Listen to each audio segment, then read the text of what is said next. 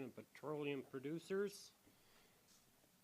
We have Paul Jenkins, Commissioner and CEO of BC OGC, and Deputy Minister Dave Nicholson, is it? Okay. Minister of Energy, Mines, and Petroleum Resources, and Chris Montgomery, Manager, Exploration and Production Engagement. Well, thank you very much, Chair. Yeah, I think the way we'd set this up would be, Dave and I have got a bit of a presentation, and I think you're going to follow probably afterwards. So thank you very much for having the opportunity to come up. I know this probably came up for about 3 reasons. From our perspective, we had a meeting with Chair Sperling a number of months ago and established that the Commission should be coming up here probably twice a year to update, seek input, get a test of what you're seeing out on the land. The other one is the increased activity that I think everybody's seen over the last year. And then lastly, there was a delegation that came down to the Minister Mungle, that came up with a pretty innovative idea, I think we're going to explore today. So I think that's the main reasons that we're here for you. And then whatever questions may come up. So I thought you've already introduced sort of Dave and I. My role is the Commissioner and CEO of the BC Oil and Gas Commission, so I deal with the regulatory aspect. Dave is the Deputy Minister. The ministry sets the policy that we operate under. Dave's also our board chair, so he gets to tell us what to do as well to some degree. So I thought maybe Dave could start with an introduction as to the ministry's role, and then we'll kind of go back and forth a little bit through a presentation that I've got. Thanks, Paul. Yeah, I'll just take a very few minutes just for those of you that don't understand the distinction or my role and how it fits in with what we hope to talk about here throughout the morning is just to set a bit of context. So I'm the most senior non-elected person in the Ministry of Energy, Mines and Petroleum Resources, so I have oversight for all of those things. So in energy, Site C falls under my responsibility, BC Hydro, all those things. Mining, which as you get closer to Tumbler is important in this neck of the woods. All the geoscience related to, issues and things on the land. So again, something of relevance up in this area is the scientific review on hydraulic fracturing that's going on is under my ministry as well. We do all the tenuring work, so sales of land parcels and the management and of all of that. And as Paul said, the big distinction between the role of the regulator, which is independent from the ministry, and yes, I am chair of the board of the Oil and Gas Commission, and that's a established by the statute that created the commission. So whoever sits in my chair is by definition the chair of the board of the Oil and Gas Commission. But that when I sit there, I take off my ministry hat and I sit as the chair of the board, and the board is an independent organization and it operates independently. But it is a policy taker. The policy maker and the policy setter is the province and the government and the ministry. So that's the distinction there. And we set all kinds of policies that have all sorts of effect on the land. And we work with other ministries sometimes. Water Sustainability Act, good example, where we're involved in, policy making on the land all over the place. And then we have very specific policies that are done in my ministry. Good example is, flaring of gas, and when it comes to the regulation and the on-the-ground activities around those policies, that's where Paul comes in. One of the things I should also mention is the royalty programs that we create and administer, and those are massively important. There's lots of different royalty programs, and they really do affect a lot of what goes on the land and where, because we purposely try to line up our policies with what we're trying to incentivize through our royalty programs, which then hopefully does affect activity on the land, which then drives development and activity, and a lot of the infrastructure that gets created driven off of those programs. And the last thing I'll say is that as we make policy and as we turn our minds to, well, what should we be doing and what should we be focusing on and where should we be focusing next? A lot of that gets informed by good information. So I'm a big believer that good policy is informed policy, and that's the reason I'm here, is that it's far too easy just to sit in Victoria and imagine, what will be good for everyone. I'm here to listen, and Paul really has our attention. You guys did a great job in that delegation down to Victoria. Like, you have our attention. So we're interested in the issues you raised and how to address them. And I personally am here to make sure that, as we try to think, well, what should that policy environment look like? How should we go at that? How should we set that up? That's what we're here to kind of hopefully begin. So, thanks. So I think that's a great summary of the distinction. Quite often we don't have the ministry with us, and we try to articulate their role on our behalf, but having Dave here is really important, and it's going to come up a little later in terms of what I think some of the solutions are that we want to look at. So just again, quickly, I've also got James O'Hanley, Lance Ollenberger here. I think they probably presented here over the years a couple of times. More the local presences to applications and the compliance and enforcement, so they're sitting in the back. I thought what we could go through is similar to Dave, just again a reminder of what the Oil and Gas Commission is and isn't. Like I said earlier, there was a sudden increase in activity last year, and I think we're going to probably see a little bit more again this year. That is going to cause us to do things differently. So I want to get sort of what we're hearing and seeing, and then a flavor for what you're seeing, some of the things that we're doing, some of the now what's, and I'm hoping that we can have a bit of a discussion about that.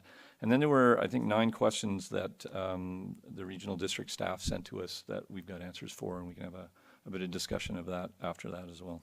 So if there's anything else anybody wants to add, I guess I'll let the chair decide that.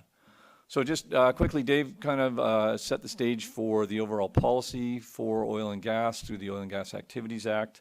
But there are other agencies, and he kind of hinted at that, the Ministry of Environment, obviously Agricultural Land Commission, that do establish other policies that we interact with for things like water management or how the Agricultural Land Reserve works. I'll get into a little bit that later. Certainly we're, as Dave said, an independent regulator, which leads us to, I'm going to point to that last statement there, that we're not an advocate for industry. I think quite often we are confused with that, because we make decisions on the land based on the policies that the province has already set. We do not advocate for industry, and we just happen to be experts in the industry because we're the ones in the province that deal with every aspect of oil and gas development. So it might feel that way, seem that way, but we certainly are not meant to be that. So the Oil and Gas Activities Act, as defined through the Ministry and Government, sets out our mandate in Section 4 for anyone who wants to read that. It is a complex mandate. It talks about economic well-being, social well-being, and environmental well-being. So that's a lot of different policies. Through the government regulation, it also sets out things like environmental protection. There's a general regulation. There's other regulations that are set up by other ministries. So there are other regulations that fall under the Oil and Gas Activities Act or acts like the Water Sustainability Act. We do have the opportunity within the Commission through our board to establish more of the technical regulations, so the drilling and production regulation, for instance, emergency management, pipeline. So all the technical regulations that flow out of the Act itself, the Act will establish that we can make regulations. And so some of the regulations are split between cabinet regulations, like the environmental protection one, and then some of them are board regulations, as I said, the technical ones. So what we're hearing and seeing, and I'm going to get into some detail on a couple of these things anyway, and these are from both our inspections and from area residents and officials, so input from anyone here. Some of the oil and gas things that we are seeing related to quality of life specifically are noise, dust, air quality, seismic events, and I'm going to get into some detail on that. One of the questions I think was on light that I'll be touching on, vegetation, and then what First Nations have been bringing up for a number of years is cumulative impact. And so that's a term now that a lot of people are using, is what is the cumulative impact? I think oil and gas, forestry, all the sort of natural resource extractions, mining up in the Northeast started slowly, 60s, 70s, and then it's certainly picked up over the years. So there is now that cumulative effect that is starting to be felt, and I think there's an opportunity now to make sure that we get out in front of what that could look like in the years to come. So that is hopefully one of the things we're going to talk about. Just really quickly on the Agricultural Land Reserve, what we've done is we've shown where the Montney play. I'm sure a lot of you heard about the Montney shale gas play in this area. So that's the red area generally, and then there's the north and south Montney plays that are in black there. And in green is the agricultural land reserve in this area. So you can see that a big chunk of the Montney has got agricultural land reserve in it. So we work in partnership with the Agricultural Land Commission. They have delegated part of their regulatory authority to the Oil and Gas Commission. And they do that with things like training. They train our staff. We have regular checks. They have regular checks on us. We have regular meetings with them. So it's not just handed to us and off we go. Certainly there's a lot of interaction with the commission, the Agricultural Land Commission. They're currently undergoing review by government right now, so we anticipate that there will be changes to the delegation going forward. So hopefully everyone's going to be kept informed of that, but that's a big part of what we do as well. So we have, besides the actual Oil and Gas Activities Act, we have delegations from other agencies for other things operating in Northeast. Wrong button. So I wanted to show this picture, just what it's showing there, and the colors aren't showing up as well, but what it's showing is the complexity of the tenure system, and this is in the Farmington area, so it's South Montney, as to how many different companies are operating and what the tenures look like. You can see that some of them not overlap, because none of the tenures overlap, but certainly they're surrounded by other companies. And so that's where it gets very complicated, because any one company will operate as per their internal guidelines and in their individual tenure. And I think our role and other government agencies' role is to coordinate that, whether that's for things like caribou management or water management or social well-being. So I think that's a big part of what our role is and needs to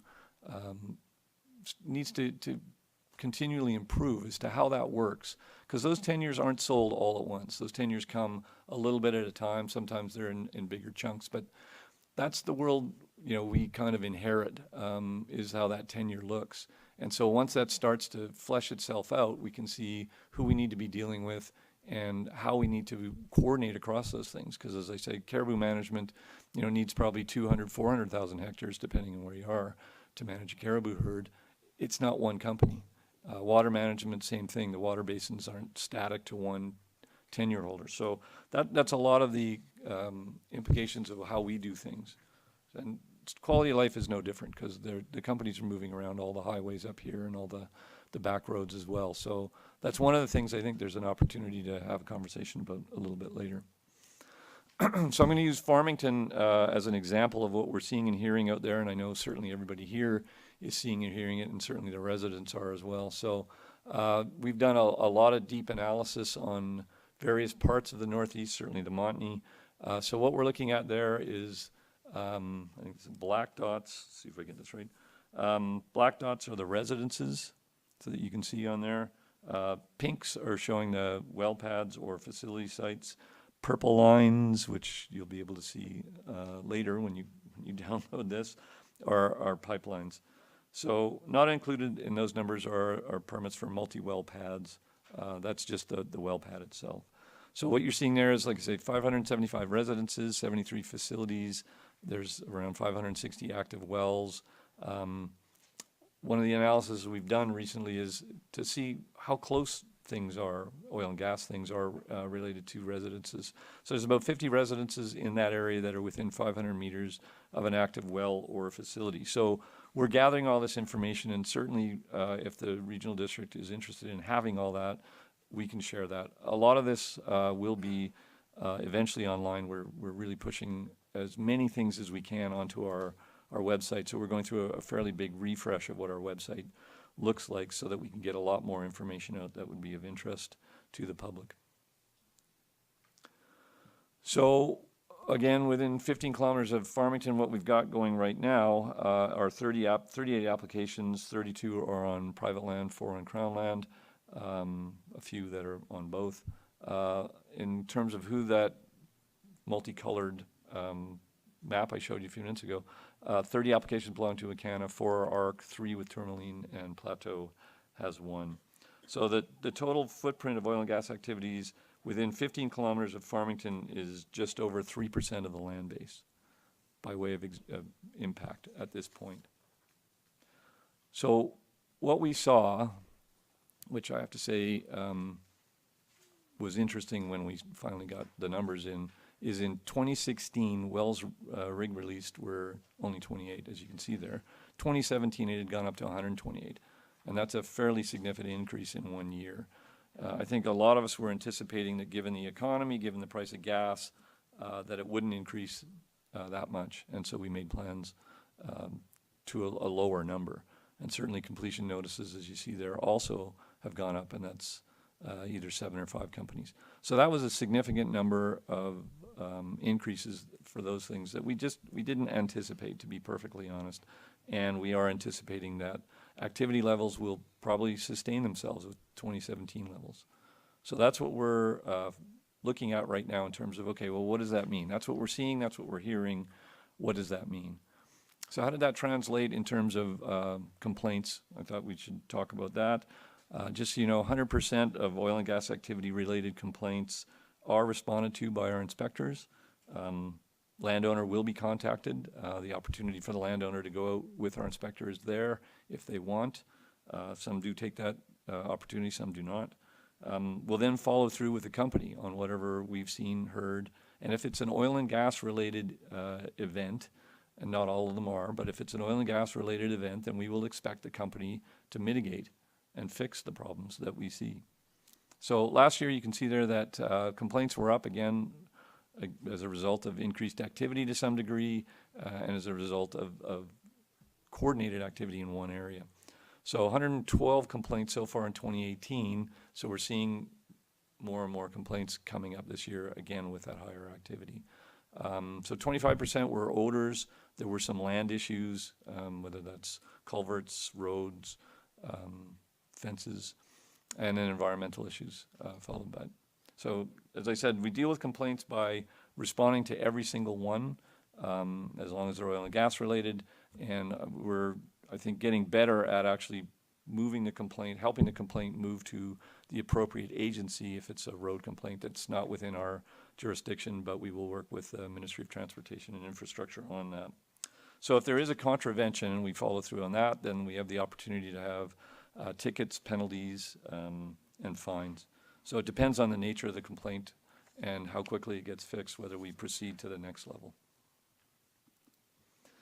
So one of the big things that I think you've probably all been hearing about for the last couple of years anyway, that again was new to BC as we moved into hydraulic fracturing, was seismic activity, so small earthquakes and felt events, which has been again changing. It's a very dynamic geology that BC has in this part of the woods.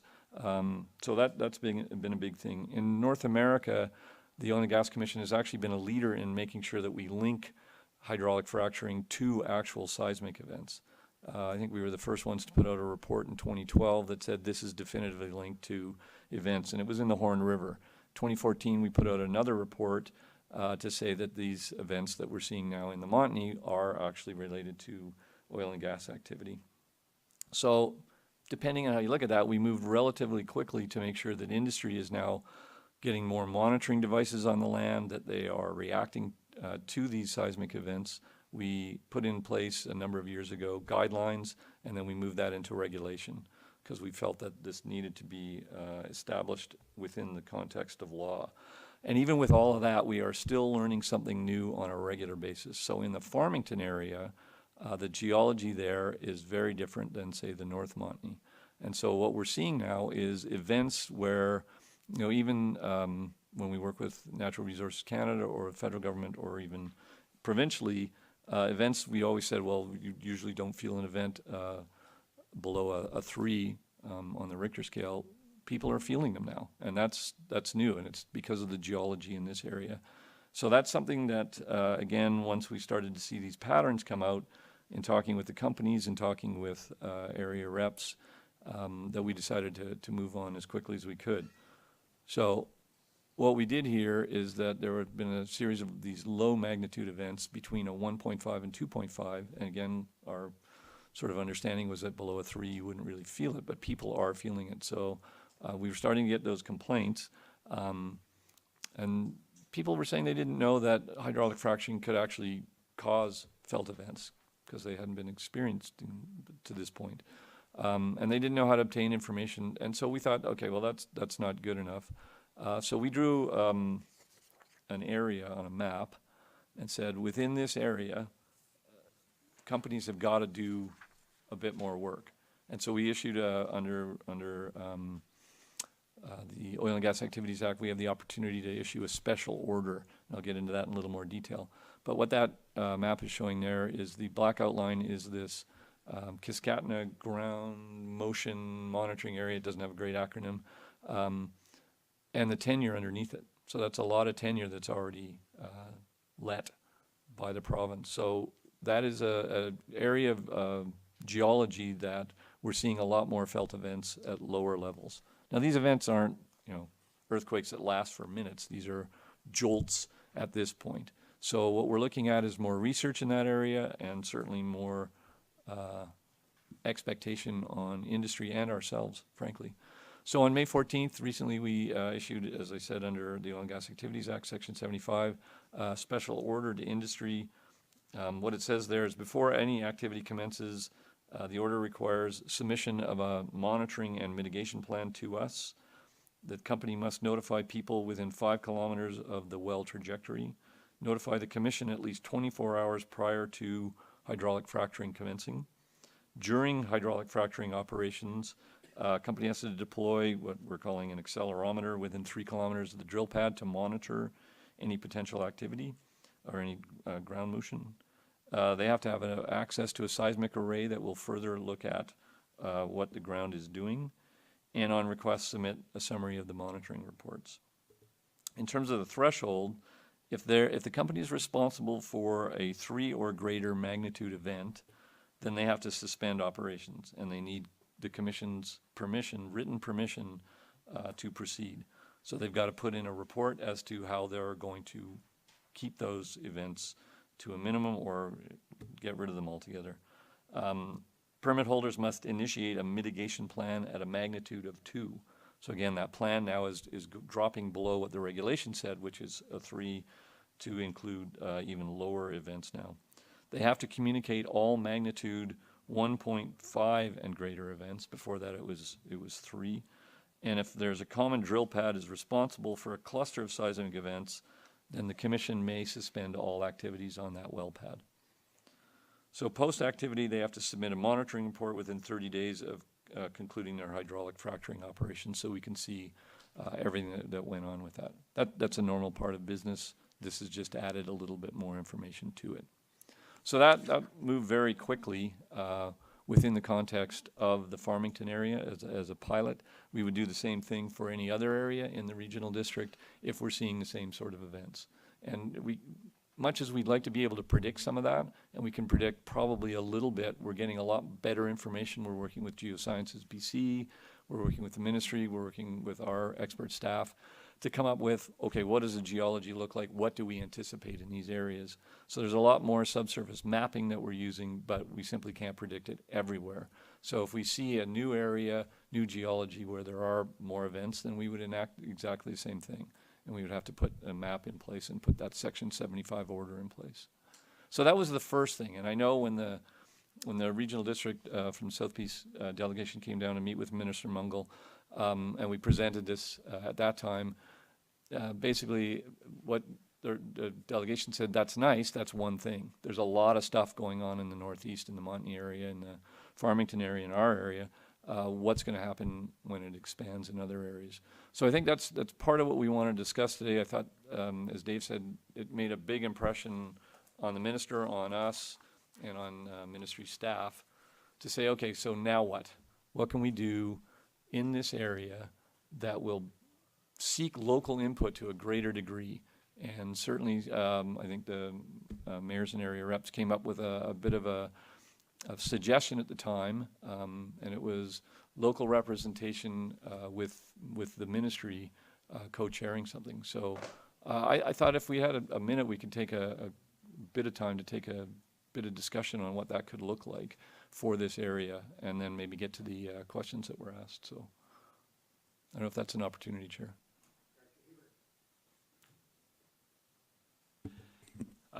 Yeah, I guess the area that a lot of this is happening is in my area, and I think in regards to what you're suggesting, and I know we've talked about it, is kind of getting the people that actually have lived there for a long time, get their input to see how it has kind of developed, or how things around them have developed.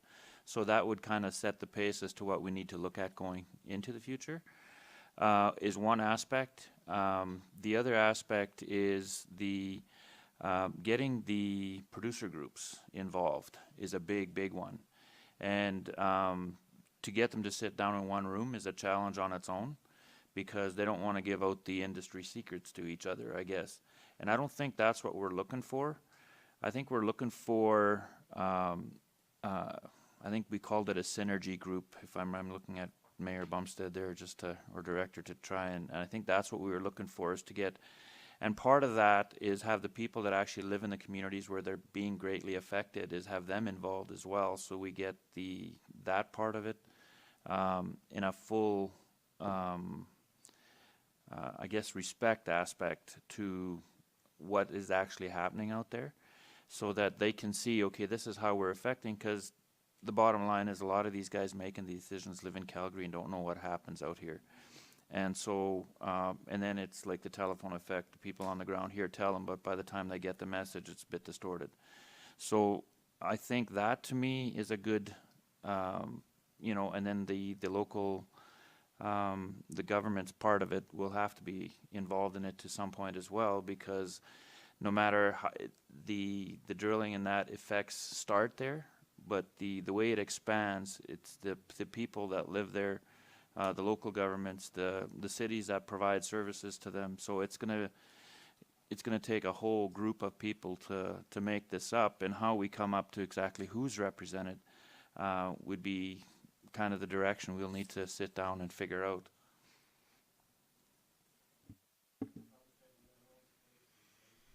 Yeah, I think to me the absolute component for us is this structure that allows this social well-being. You talked about the economic, environmental, and social well-being, and how do we make sure community being the big community, and the residents have that opportunity of having that structure to feed in to ensure that all three of those components are adequately addressed, and to us today, that social component may be the one gap that doesn't have a structure in place.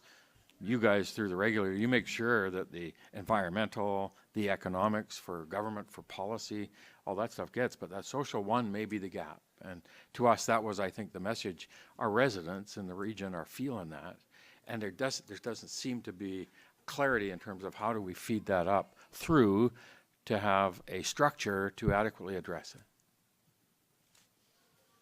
And the Synergy Group was just a model that was developed in Alberta from basically exactly the same thing, high level structure provincially, and then each community has their own almost synergy structure within. So. Yes, and thank you guys for coming. It's good to see you here. I'd like to see you guys a couple times a year, probably, just to stay on top of things. I've been a member of what's phrased as a synergy group in the Groundbirch area since it was created probably about 3 or 4 years ago. It's not a high-level group. It's a low-level group. It's strictly made up of one particular producer and their management and their folks and the community. And they talk about what's going on, and they talk about you know, ways to mitigate certain things, and they talk about we get answers to certain things. Some answers we don't like, but we got answers. We ask questions, and it's just a communication thing.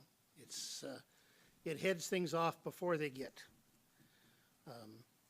You know, they'll tell us where the rigs are going next, where there might be issues, where there might be traffic issues, when you might have access problems. Those are the kinds of things that if people know about them, they can plan for, or they find ways to mitigate this stuff.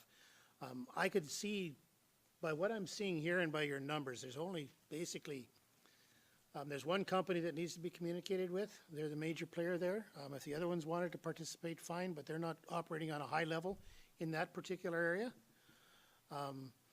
But perhaps an overarching or a higher level group through CAPP maybe, because there is some interest, I think, at that level as well on mitigating or talking about some of the things that may pop up, because we know that tenure's been sold, and we know that a lot of our families are relying on what the jobs those tenures are going to produce. But what we don't know is how much worse it's going to get, and we need to have those lines of communications open. And to be frank, the Oil and Gas Commission, I think either through not having the authority or not reacting in a way that the residents feel it was appropriate, probably don't get a lot of the calls anymore, because they haven't had the kind of results that they wanted. So I think these groups would probably make your job a lot easier at the Oil and Gas Commission, because you wouldn't have to respond to a lot of those, because they would be done. You're the last resort, not a lot of this stuff would be solved on the local level, and I think that's what everybody wants, is not more legislation, just the ability to solve problems at a local level. And if you guys have time, go for a drive out there and see what a nice, quiet farming community has turned into. And that's where the group, whatever you want to call it, and there's all kinds of different models around. There's high-level ones and low levels, but it's mainly a way to communicate, and that there's a trust that the answers that you're getting, the questions asked will be answered, and even if you don't like the answers, at least they were answered. So you have a way to move forward. Director Fraser, and then Johansson, please. Thank you very much, and thank you for taking the time to come up and meet with us. I wasn't part of the delegation that went to Victoria, but I certainly agree with the comments that have been made so far. I'd like to expand it a little bit further, although your presentation shows that it's really one major player there and some miners. I think we all would expect that those miners will ramp up based on the map that you showed there. And from the meetings that I've gone to and listened to the folks, they don't want to just deal with the one company. They want to see best practices. And so if there's a synergy group, or whether it's a producers group that's similar to the Horn River producers group that was there, it seemed to have a lot of good success. They're wanting to make sure that when these issues are tackled, all of the producers end up doing the same thing, that we create best practice. And right now I hear out there that it's a mishmash. You know, you deal with one company over a culvert, and next week you're dealing with a different company over the same damn culvert. And so it's, you know, I just think that these synergy groups or these producer groups, if we're looking at developing best practices, is probably the way to go and to get the folks involved. I've got some questions about the fracking, but I think that's for later, right? Probably. Okay. Director Johansson, please. Thanks, and thanks very much for coming. We had a taste, I'm representing Hudson's Hope. We had a taste of coal bed methane, and the tenures were sold, and so we had some things happen that we learned a few things. One of the things that we have learned, I think, is that water is really vulnerable, and we have a lot of agriculture. It's a large municipality, so we have about 347, I don't know, can't remember, 347 or something square miles already, and large farming operations.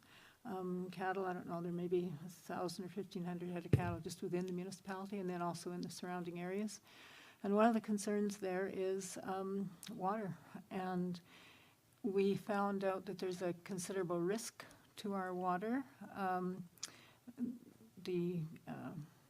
don't know, you know, you can't attribute it to this action or that action or something else, but if somebody has had an agricultural operation going on for a long time and all of a sudden loses water, that's the end of that operation. Basically, you can't haul water for that number of cattle, and I think that particular area seems to be very vulnerable. So I have been trying to support sort of a proactive approach, so by getting Geoscience BC and UBC researchers into that area to do some testing to find out, you know, what is, or perhaps can be predicted, because we need to protect the groundwater sources.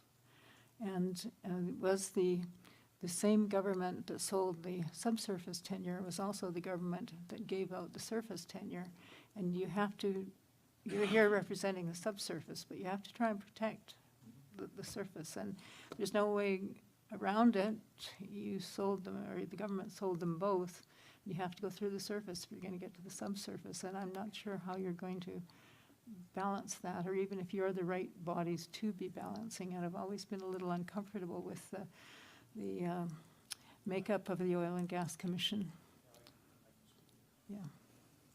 Do you want us to answer now, or? Yeah, no, please. Sure, well, so, and I'll get into it, that one of the questions was on water, and certainly that is absolutely something that we've taken very seriously. And again, we're a little more nimble than some of the other government agencies, and we really moved quickly when we saw hydraulic fracturing moving into BC back in 2006, 2007, as to how the water issues were suddenly dramatically increased from what they were from conventional. So we put in on staff a hydrologist, and actually the hydrologist we have now has moved up to Fort St. John to deal with the issues up here.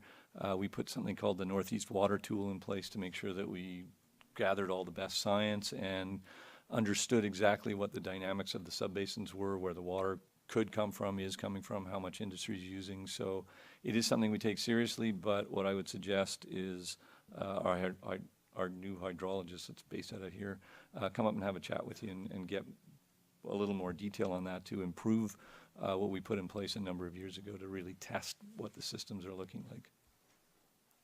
Right, I'd appreciate that, because it doesn't matter if, you know, you get the explanation after. If you had a good well and all of a sudden you don't have a well, Yep. it doesn't really do a lot of good to just get an explanation. So I think the research that you pointed out is important. Certainly we're doing a lot of that in that space, so we can always help with that to try to get funding up here and get the people up here. So I'll get Susan to get in touch with you and then go from there. So.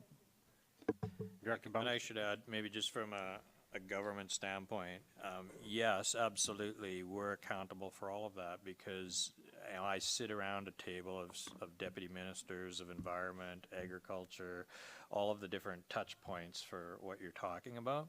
And when it comes to the subsurface and our ability to successfully, you know, create the ability for this industry to thrive safely, environmentally responsibly, sociably responsibly, we're trying to find a way, you know, with all the things we do to try to create prosperity and a burgeoning, safe, accepted industry. And when we hear these concerns about water, it creates a barrier to what I just said. And so we have to address what in there is legitimate and needs to be dealt with, and what is, you know, can be proven safe through science. And you talk about geoscience, so absolutely, that's one of the things we're a huge supporter. We help fund that activity that you're talking about. I work a lot with Geoscience BC and helping them build their work plan, and you know what you're talking about is on that plan for this year. But it's also, you know, making sure we do myth busting wherever possible, and do those science-based definition of what's the difference between what would have been happening with, for example, coal bed methane versus what's happening now, which are very different things. And again, it's one thing to talk about it, but it's another thing to actually have the science. So that fracking, that scientific panel we've commissioned to do a review has exactly all of this in scope to look at, to say, well, what is happening there? What's going to happen? What are the dangers? And really, you know, unabashedly look in the face. If there's issues, let's deal with them. And if there, and also build the narrative where we can, and it is safe, to be able to put that on display.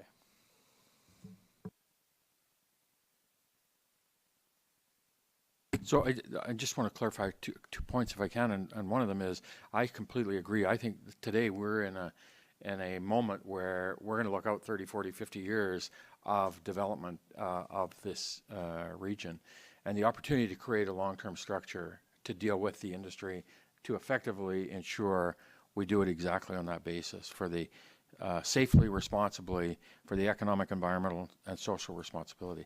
And there's a component, and we've been dealing with it now at the board over the last probably 2 or 3 or 4 months, and and you guys, I think, have the responsibility for the funding of our Farmers Advocacy Office. And so or Dave does, and so to me, there's another put the structure in place and then understand that role that the Farmers Advocacy has played for the landowners and residents in the region over the last number of years, to ensure that then provides clarity in the terms of reference on how that will fit within this structure, to ensure that we provide that supportive, responsible, social quality of life component for the residents in the community. So I think that's why I'm here is, you know, as I said, we're at the province standing by to help you figure that out. So, but we think it's very important. I think it's very important that it be led locally and that it be organized here, and you figure out, well, what do you mean when you say structure? Because you probably have something in your head. And so how do we fit into that and support that? And as Director Rose said, I think, you know, there's lots of things going on the ground that we can either wrap her in or somehow find a way to help facilitate, because the difference I think we're trying to create here is communication is hugely important, essential, and it's the fundamental reason to do all of this. But I didn't like the part you said where you're getting answers you don't like and you feel like you can't do anything about it. That's the difference or the distinction I want to create, which is when the province is sitting there, again, the regulator can't do that and CAPP can't do that. But if the province is engaged, you know, in a genuine way, you have the ability to create a feedback loop. So how do we inform that next set of policies that we're trying to develop, whether it's induced seismicity or water use or dust or noise or whatever we're trying to do to build what I said a second ago. That's where I think, you know, building that kind of feedback loop here would be helpful to both of us, because it would inform the policy making, but also give you a voice to perhaps not be so frustrated around some of those particular pain points. Yeah, thank you for that, Dave. And I think while we're on the topic of and maybe you're not aware of it, but this is the last year of the pilot program called the Farmers Advocacy Office, and we're concerned about going forward, how we even fund this. And time is of the essence. We don't want to let this lapse. It's very well respected and well used office by our ag community, and there's been a request even to have it expand so that other tenures can be dealt with when there's conflict as well. And and we're really looking for leadership from the government on how this goes forward from the province, because for us to create new funding models take a lot of time, and there's restrictions for what we can do. And I won't say we didn't create the problem. I don't think it's a problem. I think it can be a benefit for the whole area. So we just need to have these mitigation tools in place that work for everybody. And when the funding dries up on this, then you know, I mean, we're looking at this now because we know it's winding up. So we're hoping that the province is going to come forward and tell us what the way forward is. So yes, and I think the other piece of that, and you mentioned it, is the companies. Again, that's an area where you know, CAPP and others can play a role, but I think again, we have a unique ability as the province to engage the companies in a way that will be different and will feel different to them and will look different to you. The question is, what do we do with that, and what do you want? And that's where, like I said, we could imagine that back in Victoria. I'd prefer to do it the other way around. Director Johansson. I'd be happy if you did it the other way around, too. I think that, you know, I mean, some experience that we're having right now, for instance, you have a company operating right on the northern boundary of my municipality and has been for some time, was purchased, the previous company was in our office all the time, communicating. We knew what was going on. There was the present operation, we haven't seen them. Once in a while, the local community person comes in and gives the school, I don't know, some dollars for a breakfast. and that's it. And so what's the point in having these companies if you don't get any local benefits? And so I think that in order to have some sort of buy-in, you know, the subsurface has been sold, so I mean, that's a fact already. But in order to get some sort of buy-in from the population that's there, they have to look at it and say, okay, there's some benefit for the community, because right now, there really is no benefit from the community, and if you want to come and check it out, you can count the number of for sale signs that are on the houses. Yeah, I take your point, and I actually, it's, you know, I've gotten to know a lot of these producer guys in Calgary over the past few years, and I can tell you the whole continuum exists there. Some companies do the right thing because it's in their DNA to do the right thing. The boss believes in it, and that just perks through the company, and they want to be good corporate citizens and good neighbors. On the other end of the extreme, you got the real rednecks who think it's somebody else's problem, and they just want to drill, and like, you know, the less they see you, the better. And then you've got everything in between. And so I think part of what I heard you talk about best practices earlier, that's exactly right. Honestly, we need to encourage this group and, you know, find a way to grab these other guys by the scruff of the neck. And there needs to be some expectations created around this. And I don't know how we're going to do that yet, but I do know that when you get to the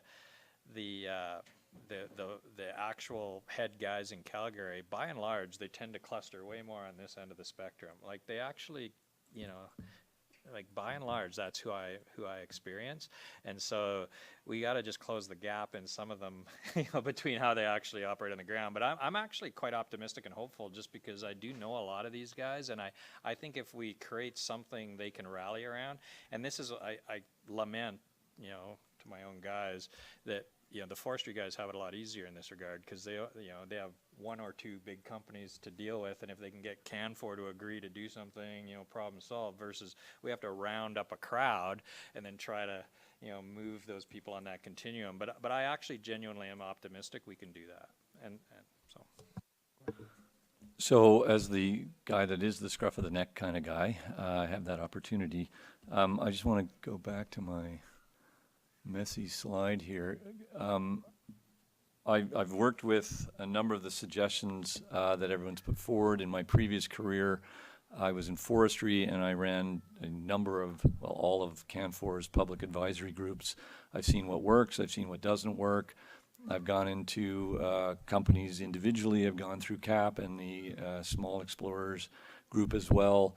It is not straightforward to get everyone involved. It's not straightforward to get communities involved on how we do that. So as Dave said, we see this as a big opportunity to be locally driven, but it needs provincial government, both the ministry and the Oil and Gas Commission, to be part of that. So I guess what I would suggest, if I can, is that the OGC can certainly hire an initial facilitator to get someone in to interview people and look at what the art of the possible is. But what I would say is we need to do it fairly quickly. I think activity is going to ramp up here quickly, and we will lose an opportunity if we don't go fast. So I'm recommending that we do something fast, and I'm leaving it open to everyone here to say yes, no, maybe, but I think we've really got to move on this. I have no problem funding somebody to come in to test what is possible and what it could look like. So if that's amenable to everybody, then I can get that going fairly quickly. I see everybody's head shaking yes, so yeah. Director Bumstead? So, and I would, I've done a little bit of initial kind of stuff on this, and I'd be happy to be a contact for Paul and government to facilitate and help ensure that we kind of plow that stuff, make sure we get the input in. And yeah, to move fast, coordination is going to be kind of important in this. So however you want to work that, if Mayor Bumstead is the rep, that's great. If you contact the district chair, and we'll get it going. As soon as you've got a facilitator or coordinator, we'll be there. Okay, so I'll when I get back to the office, I'll start looking at what that can look like and get that in place, because I do feel that we don't want to lose even a month in getting this organized, because I think there is a real opportunity, as the mayor said, to do something really good right now for this area. And if LNG Canada when LNG Canada goes, it's gonna ramp up. So I guess that's why I was looking at it. It can't be what we're looking at, just a small area, one or two companies. And no offense to our CAPP friend here, it really is better if government leads this locally and provincially to some degree to get everyone in a room quickly, because we are the scruff of the neck guys. We can do that. And CAPP? So thank you for having me up. I had some formal remarks, but given the nature of the conversation, I think I'll forgo those and just say a few things from CAPP perspective. First, I wanted to point out I have Kelly McTaggart here in the audience with me today. She's probably familiar to some of you. She recently joined CAPP to help with our community engagement program. She's a former Fort St. Johner. We hired her away from Enbridge Spectra, so she's going to be a great addition to the team. You know, much like the OGC, in CAPP's mission statement, we have written very clearly that our job is to ensure that we have economic, environmental, and socially responsible development of our oil and gas resources in British Columbia and across the country. I guess I'll say that, you know, there have been a lot of innovations within the industry, and that's why you're seeing the impacts. That innovation has been occurring because we're in a low natural gas price environment. There's value in the liquids that companies are extracting, but with those gas prices being so low, it's driven a lot of innovation. And those innovations bring with them economic, resource conservation, and environmental benefits with it. But we recognize that it is putting increased pressure on the community and is changing the nature of the landscape, and those issues do need to be addressed. We're having conversations now around noise. Expect to have further conversations on light, I would imagine.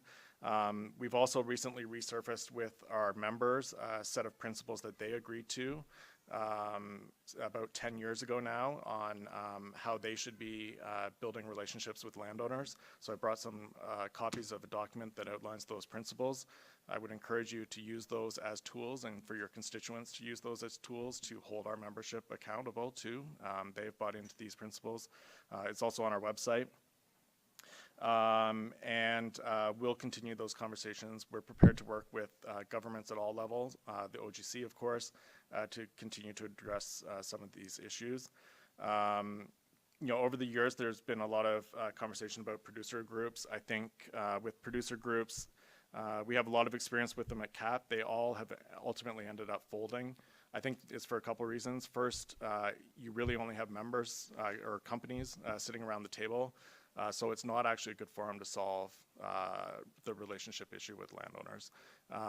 And then from another perspective, they end up talking about things they end up talking about at CAPP anyways. And so that's why you've seen a reluctance from our members to go down that path. We already effectively have that with what we call our British Columbia Executive Policy Group, which is all the BC-based members sitting around the table on a monthly basis. I do sit on a board of an organization called Synergy Alberta, which is much more in line with the model that you're talking about. It's seen success in Alberta. It does have to be community-based and community-led. It does require all operating members, or most certainly, to be around the table if it's going to be effective. It does take time to build trust and respect on both sides. There has to be a willingness of both the landowner and the companies to come to the table, discuss the issues in a fruitful way. Much like any relationship, if people are interested in fighting, then it's not going to be very successful. So it does take time to build that. You do need a third-party facilitator. I can't make any commitments on behalf of our membership today, but I'll make a personal commitment to work with you guys, the OGC, to advance that within our membership if that's the path you want to go down in the future. It does work, but it does have to be unique to the local culture and the local landscape. So I'll maybe just kind of leave it there, and happy to take any questions as well. So if we do get this group going and facilitate, you will take our issues to your membership? Most certainly. Stand with us? Yep, most certainly. Director Goodings, please. Thank you. So, of those companies listed on the right-hand side of the screen, are they all members of CAPP? There's one that's not. And but how the do others- we deal with that then? Because CAPP would not have the ability to, Again, not CAP. Yeah. That is our role. Like, I really do feel strongly that government, both the ministry and the OGC, have to be the ones that oversee this, bring them to the table, because they have to come to the table if we come to the table. I totally agree with you there. They have to be at the table. Yep, and again, it's gonna be locally derived, so you have that influence as well, but I think we have the hammer, so, I would say, I've tried a few times, whether it was the Horn River Producers Group, there was a Montney group at one point that had 86 people in it that was not going to function well at all. And I think, when we look at this, I think the pilot portion of this would be pick an area, see what this can look like, but it probably will be grouped in a grouping like that, and then if Shell goes, it might be a group over here, there's another group in the North Mountain, South Mountain, we might have smaller little groups to, initially, I think we can do one sort of overall look at it, but I think eventually to try to get a number of companies in a room, you're not gonna have 40 companies coming in a room and have it effective, so I would recommend that, but let's see what the facilitator comes with after they have conversations with everybody, including CAP. Go ahead, Dave. It also matters the level of person you get. You know, it's one thing to get the company to show up, it's another thing to get somebody important from the company to show up. Director Johansson, please. Right, and at this level, it's important that you have the representatives from the land where there's the activities taking place. Not very many wells getting drilled in the middle of Dawson Creek or Fort St. John. So if you have that domination, you're not going to end up with a good product. So it needs to be the people that are actually having to deal with the consequences of the activities that needs to be at that table. Director Goodings. Thank you. So this might be a little bit aside of the discussion we've been having. However, one of the issues that we have in the Northeast, because you know we have all of the oil and gas underneath our feet, but we have a problem getting that oil and gas to the residents in the rural areas who could certainly use it. And in our neighboring province, they've done a major campaign where they've run gas lines. Of course, you have to pay to get it into your property, but they've run the gas lines so that we would have access. And it is a huge issue for our area that we cannot find a supplier who will guarantee the local providers a source of gas that we could use. And I really think that that's a provincial issue as well as maybe an issue for CAPP. So I'd appreciate any input that you have. Maybe even Paul.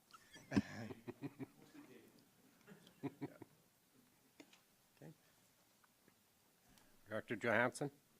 Right, so, I mean, we've already sort of taken some many steps in this direction as far as getting sort of, having a meeting out in the areas where this activity is gonna take place if it goes. And so you're talking about little groups, little local groups, and I think that is a good place, you know, to start rather than trying to go from the top and spread it out down there. So I'd like to talk to you about what we might be able to do with that, a little group to start at some point. And maybe you can't do it right now, but at some point. Sure, we can take that offline. So just out of curiosity, I've got the 9 questions. Did you want me to go through them? Do you want to continue this, or what's best for everyone here? Well, it's coming up on noon. We have a delegation at 11:30.